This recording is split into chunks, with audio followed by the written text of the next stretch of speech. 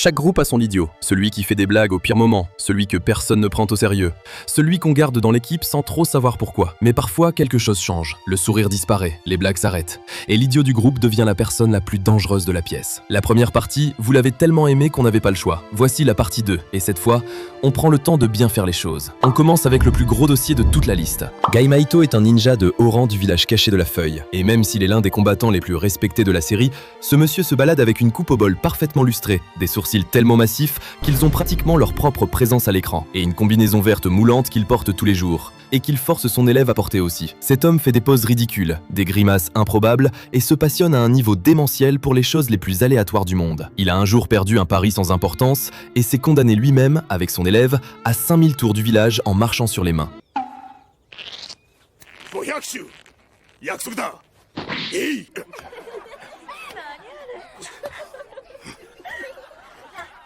Il a défoncé un mur en hurlant « Entrée dynamique !» au milieu d'une situation ultra sérieuse, avant de mettre un coup de pied à l'un des gentils parce qu'il l'avait pris pour un méchant. Et à plusieurs reprises, il a regardé Kisame droit dans les yeux, l'homme requin géant et bleu qu'il a combattu plusieurs fois, sans se souvenir une seconde de qui c'était. Mais ce qui résume vraiment l'expérience Might Guy, c'est qu'il s'est autoproclamé rival éternel de Kakashi. Pour lui, c'est capital. Pour Kakashi, c'est juste toléré. Et le contraste est terrible, parce que Kakashi, lui, a une aura indiscutable. Le ninja aux 1000 techniques, calme, posé, masque sur le visage, main dans les poches. Et en face, dans un monde qui tourne entièrement autour des techniques surnaturelles, Guy a décidé de simplement frapper les gens. Tout au long de la série, on voit bien qu'il est puissant, mais il y a toujours cette couche d'énergie de guignol posée par-dessus tout ce qu'il fait, qui rend impossible de le prendre au sérieux. Jusqu'au sommet de la 4e grande guerre ninja, Madara Uchiwa est devenu le réceptacle du démon à 10 queues. Il a battu les dirigeants des grandes nations ninja. Il a surclassé la quasi-totalité des héros. Il est devenu si écrasant que les attaques conventionnelles n'ont plus le moindre effet sur lui. Alors, en dernier recours, Guy s'avance. Et il ouvre la 8e porte, la porte de la mort. Sa sueur se transforme en vapeur rouge bouillante. Ses cheveux se dressent comme ceux d'une bête. Ses yeux deviennent entièrement blancs. Il se déplace tellement vite qu'il frappe littéralement l'air pour voler, et sa vitesse déforme le tissu de l'espace autour de lui. Mais cette puissance, il l'obtient en sachant parfaitement qu'une fois la transformation terminée, il mourra. C'est le prix de la porte de la mort. Pour sa frappe finale, il canalise la dernière goutte de sa force vitale dans une seule attaque, Guy de la nuit. Le coup brise les côtes de Madara, vaporise la moitié de son torse et force un homme devenu un dieu à hurler d'exaltation et à déclarer Guy le plus fort de tous.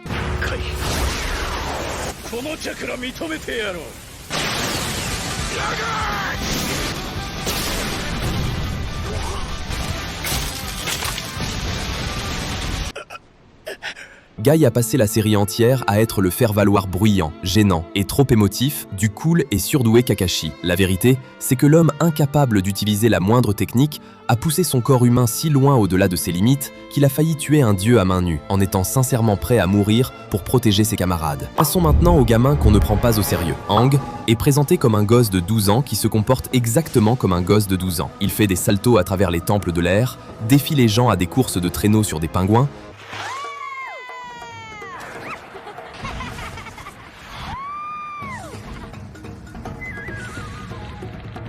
et rigole à des blagues que personne d'autre ne trouve drôles. Pendant tout le premier livre, Katara et Sokka ne voyagent pas vraiment avec lui, ils le gardent, comme des babysitters. Le problème, c'est que ce gamin est l'Avatar, le seul être capable de maîtriser les 4 éléments, le plus puissant de la planète. La nation du feu brûle le monde depuis 100 ans, et celui qui est censé arrêter ça n'arrive même pas à rester assis le temps d'un repas. La première fois qu'on comprend ce que ça implique, c'est au siège du pôle Nord. L'amiral Zhao tue l'esprit de la Lune, l'océan devient noir, et Aang fusionne avec l'esprit de l'océan pour devenir une créature d'eau haute comme une montagne, qui balaie une flotte de guerre entière sans le moindre effort. Le gamin au pingouin vient d'effacer une armée.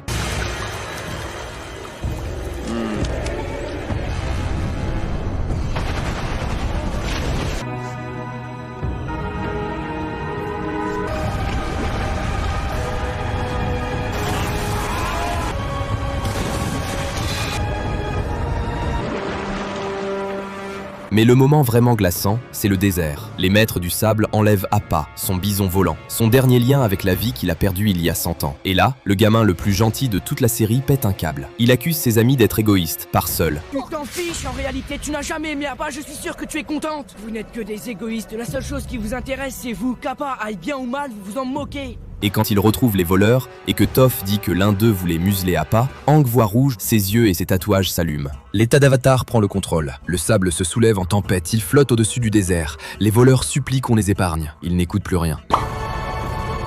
Je vous en prie, on vous aidera à sortir du désert, on vous aidera à le retrouver. La seule assez courageuse pour s'avancer, c'est Katara, qui marche droit dans la tempête et le serre dans ses bras jusqu'à ce qu'il ne reste plus qu'un enfant en larmes qui a perdu son meilleur ami. Et le vrai sommet arrive à la toute fin, face au seigneur du feu Ozai, qui avait clairement l'avantage sur le combat, mais Aang, poussé à bout, entre en état d'avatar. Et comment vous dire que ce passage, ce tabassage, est sûrement l'un des plus satisfaisants, tout anime confondu. Tous les avatars des vies passées lui répètent la même chose, il doit tuer, c'est le seul moyen. Aang refuse. Tout le monde s'attend à ce que je prenne la vie du Seigneur du Feu, mais je ne sais pas si j'ai le droit de faire ça. Je savais que je n'aurais pas dû demander à Kyoshi. Et il trouve une troisième option que personne n'avait envisagée, la maîtrise de l'énergie. Il arrache à Ozai son pouvoir du feu, définitivement, sans lui ôter la vie, prouvant que la compassion n'a jamais été une faiblesse. Le gamin qui ne tenait pas en place a sauvé le monde à ses conditions, sans sacrifier un seul morceau de qui il était. Restons dans les idiots appachants, mais changeons complètement d'univers, parce que oui, la France aussi a son idiot du groupe légendaire. Tristepin de Percedal, dit Pimpin, est un yop. Et dans le monde de Wakfu, être un yop, c'est presque un diagnostic médical. Le crâne vide, les muscles pleins et une capacité de réflexion proche de celle d'une chaise. Cet homme fonce tête baissée dans absolument tout, se dispute à voix haute avec son épée démoniaque Rubilax. Je t'ordonne de te taire, démon! Et règle chaque problème de la même manière, en tapant dessus. Yugo réfléchit, Évangéline vise, Ruel compte ses kamas, et Pimpin tape, le comic relief parfait. Et pendant des saisons entières, personne ne soupçonne ce qui dort dans ce crâne vide. Après les grandes aventures, Pimpin a rangé l'épée. Il s'est installé avec Évangéline. Ils ont eu 2 jumeaux, Elélie et Flopin. Et le plus grand guerrier de la bande est devenu père de famille. Mais Ogreste pleure, ses larmes noient le monde. Et il faut récupérer les 6 Dofus héliatropes. La confrérie reprend la route, avec les enfants. 2 Dofus se trouvent chez le comte Harbour. Et là-bas, ces hommes s'en prennent aux jumeaux, la pire idée de leur vie. Parce que Tristepin a une seule ligne rouge, c'est Gosse. Le sourire disparaît. Et pour la première fois, Pimpin ne se bat plus comme un guerrier. Il bascule dans un état que personne n'a jamais vu. Il explose la glace qui l'entrave et fout une raclée monumentale aux hommes du comte. Maintenant sautez.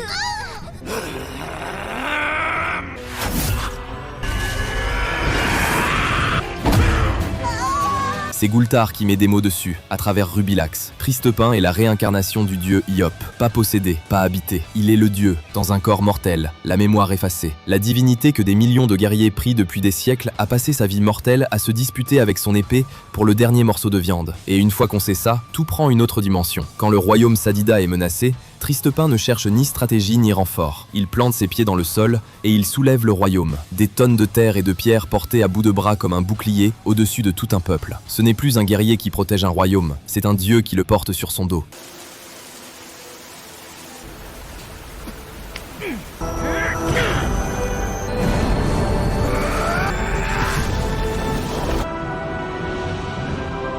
Et ça, c'est sans parler de son combat contre Ogreste, la créature dont les larmes ont noyé le monde, le monstre que même les dieux n'ont jamais réussi à arrêter. L'idiot du groupe n'a pas arrêté de jouer, il a arrêté de faire semblant d'être mortel. Mais attendez, parce que si Tristepin est devenu un dieu, notre prochain idiot, lui, a coupé une planète en 2. Arthur Boyle est un soldat du feu dans Fire Force, un monde où les gens s'enflamment spontanément et se transforment en monstres. Arthur est un pyrokinésiste capable de canaliser le feu dans une garde d'épée pour créer une lame de plasma qu'il a baptisée Excalibur. Sur le papier, l'un des combattants les plus puissants de la série. En pratique, c'est un désastre ambulant qui vit dans un délire permanent où il se prend pour un chevalier de royaume médiéval. Et le plus fou, sa puissance de combat est directement proportionnelle à la profondeur de son délire. Plus il y croit, plus il frappe fort.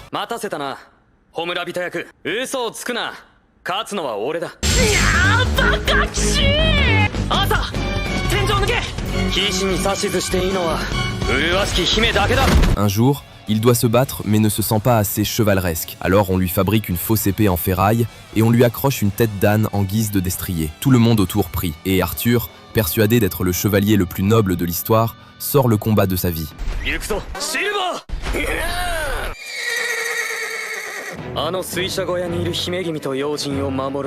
Puis arrive le grand cataclysme. Le monde entier brûle. Arthur affronte Dragon, le monstre contre lequel il n'a jamais fait le poids, celui qui incarne la peur et le désespoir à l'état pur. Leur combat dure un jour entier et les emmène, ne me demandez pas comment, jusqu'à la surface de la Lune. Là-haut, Arthur perd son avant-bras gauche, puis un œil. C'est lors de leur dernière confrontation que Dragon vaporise la moitié inférieure de son corps. Il devrait être mort. Il ne l'est pas encore. Il flotte dans le vide spatial, en morceaux, avec exactement une attaque attaque en réserve. Alors il lève Excalibur et libère son attaque. Shiden Shikyuwari, le fendeur de terre. La lame désintègre Dragon, puis elle continue. Elle traverse des centaines de milliers de kilomètres de vide, atteint la terre, tranche l'œil qui surplombait Tokyo et découpe le désespoir qui recouvrait le monde. Les flammes du cataclysme s'éteignent, d'un seul coup d'épée, depuis la Lune. Grâce à ce formidable anneau stellaire, je peux respirer et me battre même dans l'espace. On dirait que tu as aussi saisi ce qu'était l'Adora.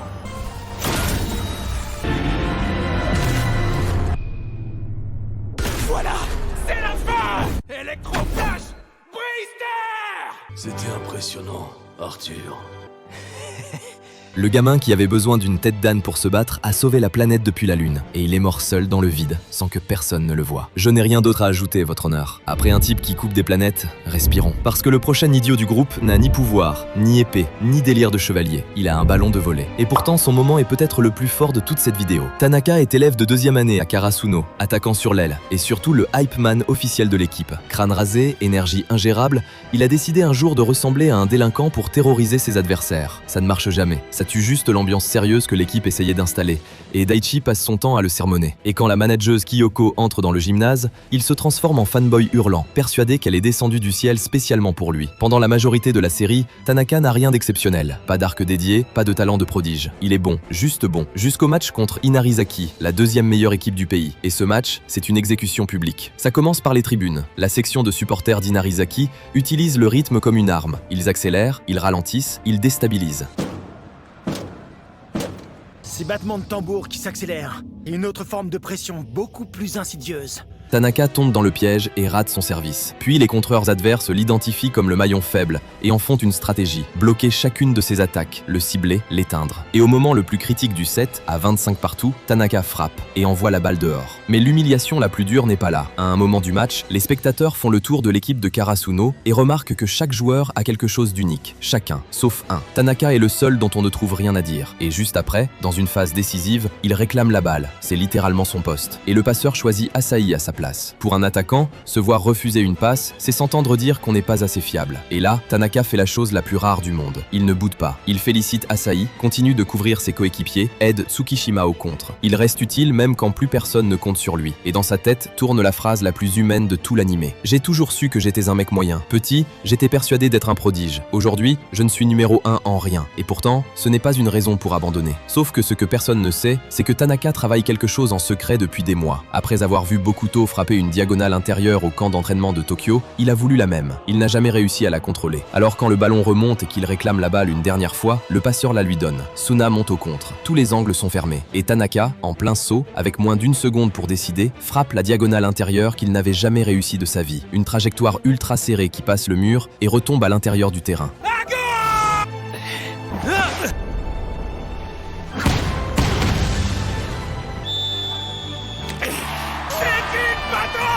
Pas de super pouvoir, pas de talent caché, juste un mec ordinaire qui a encaissé une pression capable de briser n'importe qui et qui a continué à lever la main. Et franchement, c'est parfois encore plus impressionnant que de couper une planète en deux. Notre prochain idiot du groupe n'est même pas un humain, c'est un nuage. Dimple est un esprit maléfique qui commence Mob Psycho 100 avec un objectif simple, laver le cerveau d'assez d'humains pour devenir un dieu. Il crée sa propre secte, croise Mob, le personnage le plus surpuissant de la série, et se fait détruire sans le moindre effort dès leur première rencontre. Ce qui reste de lui, un petit nuage vert avec des mini-bras et des joues roses, l'humiliation totale.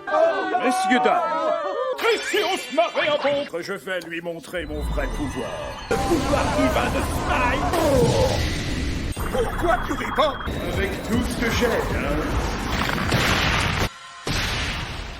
Pour survivre, il s'accroche à Mob, et ses intentions de départ n'étaient pas nobles. Le plan original, c'était de posséder son corps surpuissant ou de le manipuler pour conquérir le monde. Ce qui s'est réellement passé, c'est qu'il a passé toute la série à devenir accidentellement son ami. Le truc hilarant avec Dimple, c'est qu'il a l'ego d'un boss final. Il monologue sur sa grande destinée et sa future conquête du monde, pendant que les autres personnages ignorent complètement son existence. Puis un jour, Mob canalise accidentellement une explosion d'énergie psychique dans une graine de brocoli. Oui, un brocoli. La chose pousse jusqu'à devenir un brocoli de la taille d'un gratte-ciel en plein milieu de la ville. Pendant que tout le monde panique, Dimple se glisse à l'intérieur et siphonne toute cette énergie. Il la redistribue sous forme de snack au brocoli, hypnotise la moitié de la ville et se transforme en Dimple doré, un colosse en armure d'or qui tient tête au pouvoir psychique complet de Mob. Le petit nuage ridicule a accompli son rêve de devenir un dieu. Je vais passer aux choses sérieuses, mon pote. Aujourd'hui, J'ai nommé Smile. Mais Mob, la seule personne qu'il ait jamais traité comme s'il comptait, arrête de se battre et lui parle. Et Dimple comprend que son obsession du pouvoir n'a jamais été une question de pouvoir. C'était un esprit seul, qui voulait juste se sentir moins seul. Alors quand l'arbre divin devient incontrôlable, Dimple utilise ses dernières forces pour le combattre, hypnotise Mob pour le forcer à fuir, et se sacrifie pour sauver son seul ami avant de disparaître dans le néant. Le comic relief de la série a eu l'une des morts les plus nobles de tout l'animé moderne. Et pour finir, on retourne là où on a commencé, au village caché de la feuille.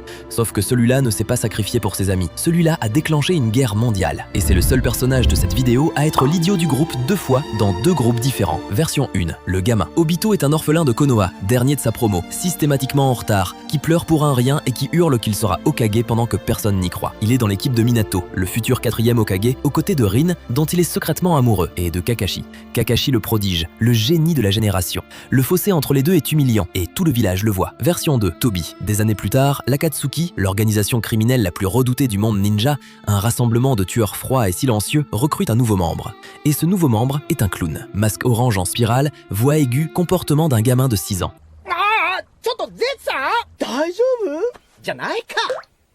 Il appelle son coéquipier Deidara Senpai, le rend fou et se fait frapper à chaque apparition. Zetsu dit de lui, Toby est un bon garçon. Après un combat contre le démon à 3 queues où on ne l'a vu que fuir en courant, il annonce fièrement l'avoir assommé d'un seul coup. Ainsi c'est donc toi, Sanbi. C'est trop d'honneur.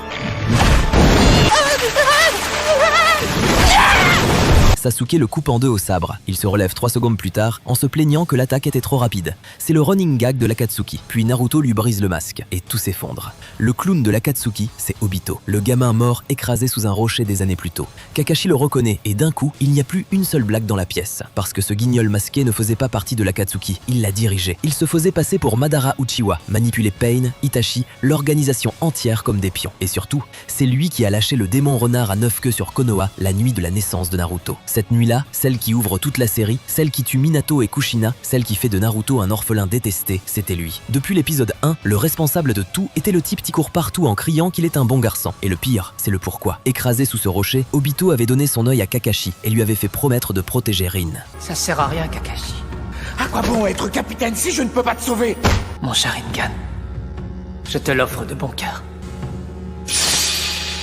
Il a survécu, il est revenu, et il est arrivé juste à temps pour voir Kakashi transpercer Rin de sa propre main. Elle murmure le nom de Kakashi avant de tomber. À cet instant, le gamin le plus gentil de sa génération perd tout espoir. Et comme si ce n'était pas assez, les Zanbu de Kiri se montrent. Ils veulent récupérer le corps de Rin. Oh là là, et laissez-moi vous dire que le massacre qui s'ensuit est juste terrifiant. Sa rage lui fait éveiller le Mokuton, combiné à son Kamui qui le rend intangible. Les ninjas de Kiri frappent littéralement un fantôme pendant qu'il les empale un par un. Debout dans une mare de sang, le corps de Rin dans les bras, il lâche une seule phrase. Je suis en enfer. Ce jour-là, le gamin qui rêvait de devenir Hokage est mort avec elle. Ce qui s'est relevé a passé les années suivantes à vouloir enfermer le monde entier dans un rêve éternel. Un rêve où Rin serait encore en vie. Guy et Obito viennent du même village, de la même génération, et vivaient tous les deux dans l'ombre de Kakashi. L'un est devenu un héros, l'autre a fait brûler le monde. Voilà les 2 directions que peut prendre l'idiot du groupe. La morale reste la même. Dans un groupe, méfiez-vous toujours de celui qui rigole le plus fort. Parce que le jour où il arrête de rire, c'est généralement que quelqu'un a fait une très grosse erreur. Si cette partie 2 vous a plu, un like, un abonnement, et dites-nous en commentaire quel idiot du groupe on a oublié. La partie 3 est déjà en préparation, et il nous reste du très lourd. Allez, prenez soin de vous, et arrêtez de sous-estimer les idiots.